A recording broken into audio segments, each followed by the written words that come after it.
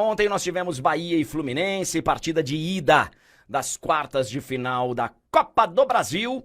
Fonte Nova completamente lotada. 43 mil torcedores para Bahia e Fluminense. Fiquei muito feliz ontem, porque... Bom, todo mundo sabe da relação que eu tenho com a Bahia, dos meus queridos amigos de infância, enfim.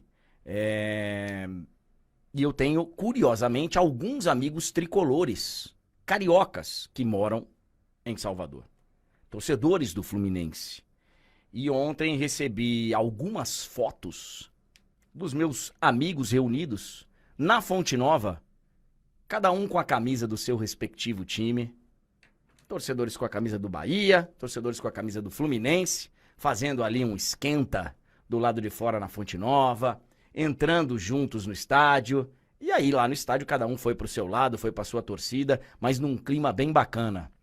Infelizmente não é a regra, né? Infelizmente.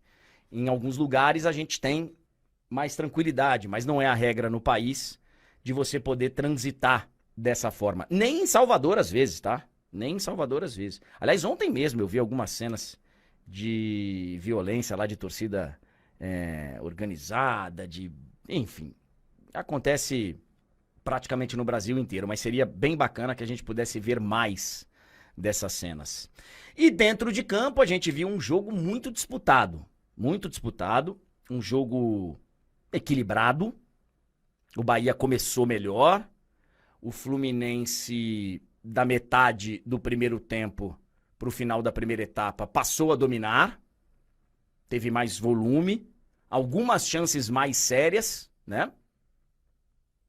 E aí no intervalo, cada um mexe lá do seu jeito, da sua forma, taticamente. O Fluminense volta melhor, continua melhor no começo do segundo tempo. E aí o Bahia faz algumas mudanças bem interessantes. A entrada do Eric Pulga entrou muito bem na partida. E aí o Bahia volta enfim, a equilibrar o jogo. Eu acho que no resumo foi um jogo bem equilibrado, que poderia tranquilamente ter terminado empatado, por exemplo. Tranquilamente. Mas no final da partida brilhou a estrela de Luciano Juba, que fez o gol do triunfo. O gol que deu a vantagem para a equipe do Bahia. O Fluminense chegou a fazer um gol, né? Que foi anulado por impedimento milimétrico. Aquele impedimento que a gente tem que aceitar, né? Porque a tecnologia que tem é essa. Vai lá, traça a linha. Primeiro tem o ponto, né? O frame certo que tem que parar para poder identificar o lance, o momento da saída da bola. E aí traça a linha e serve para esse lance e para todos os outros que são ajustados. Você confia lá na máquina mas é uma vergonha. Cada vez que acontece um lance desse, é vergonhoso, né? Porque a gente vê o tamanho do atraso que a gente tem na nossa tecnologia. Diz o presidente da CBF que pro ano que vem essa história estará resolvida. Tomara, porque dá vergonha, cara, dá vergonha. E teve também o lance do pênalti, que é marcado no campo e que o VAR, no meu entendimento, salva o Klaus. E depois de rever o vídeo, o Klaus cancela a marcação do pênalti. Para mim, duas decisões acertadas, né? Uma delas não tem como discutir, porque é tecnologia. E a outra, pra mim, é decisão acertada. O braço tá na frente aqui do jogador do Bahia. Absolutamente não tem nem intenção, nem influência no lance, nem nada. Não tem... Tem também uma outra reclamação que eu cheguei a ver algumas... Aí, ó, o lance.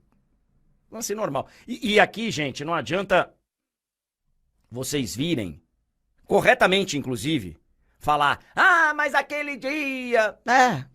Porque a gente tem realmente falta de critério na arbitragem brasileira e você vê lances que são similares, não tem lance igualzinho. Eu sempre vejo uma galera falando, igualzinho aquele lance. Não, igualzinho não tem, mas tem semelhantes. Ok. E aí, eventualmente, alguém vem falar, pô, mas teve um lance semelhante que ele marcou. Teve. Provavelmente teve, porque não tem critério. Não tem critério. Só que eu não posso julgar um acerto de hoje e colocar na conta do acerto algo que lá atrás foi marcado errado. Pra justificar aqui. O cara acertou aqui, né? Então, mas não marcou errado lá no outro dia. Então, paciência, marcou errado no outro dia. Mas aqui acertou, né? Então, pra mim não teve erro nenhum aí. O VAR salvou o Klaus. E o Klaus tá de frente pro lance, inclusive. Tem gente comparando esse lance com o do Marlon Freitas na quarta, André. Eu acho que assim, a gente já falou aqui que seria pênalti, né, do Marlon Freitas, porque o Marlon Freitas, o movimento é parecido, só que o Marlon Freitas abre para cima o braço. O Arias está bem mais colado, né? Acho que não tem nem, para mim isso aí realmente não é pênalti. E tem uma reclamação de um pênalti que o Jean Lucas teria feito.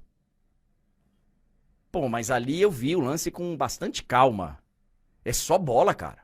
É só bola. É só bola. Só bola. Só bola.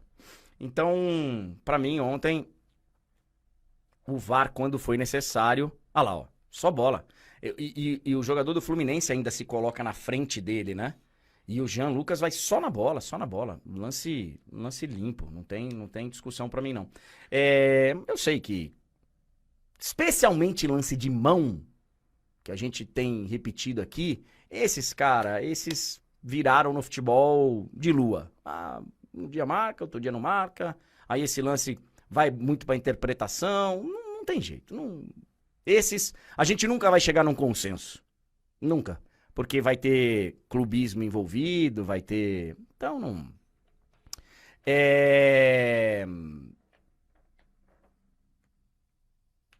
No final das contas, o gol foi no finalzinho, né?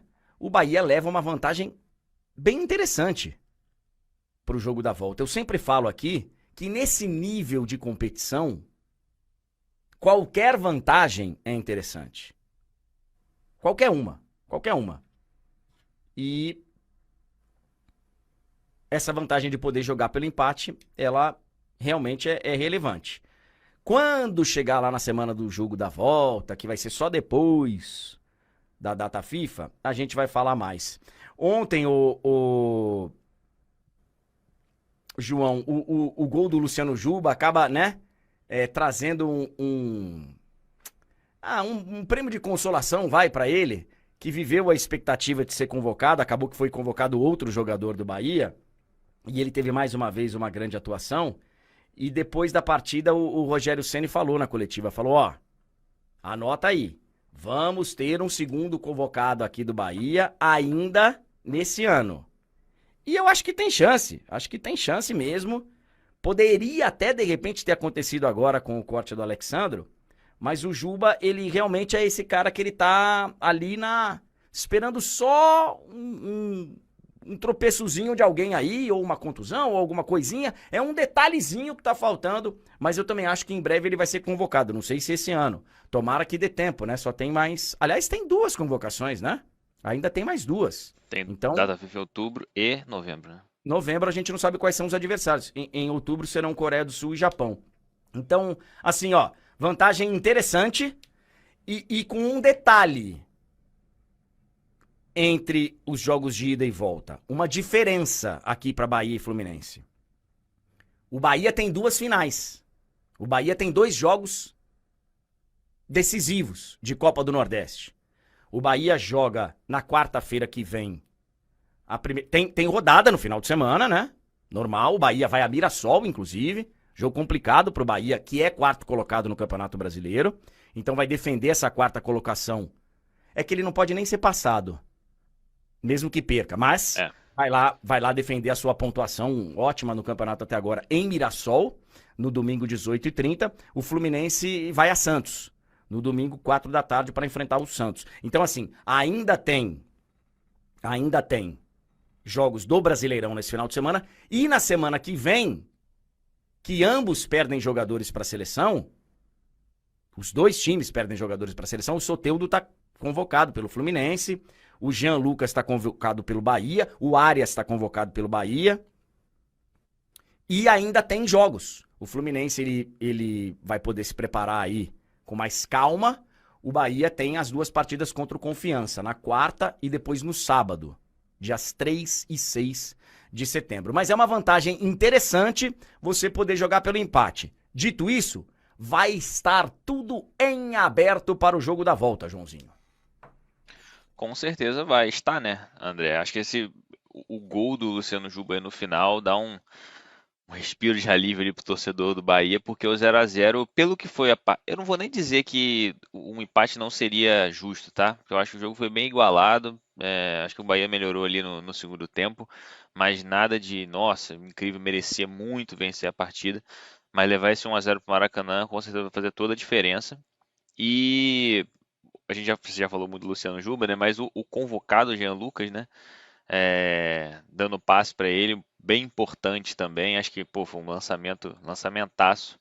E aí coroa aí esse um já selecionado, né, para a seleção e o outro selecionável.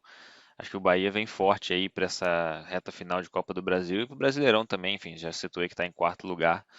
Acho que. E aí, vamos ver, né, André? Você citou aí a Copa do Nordeste.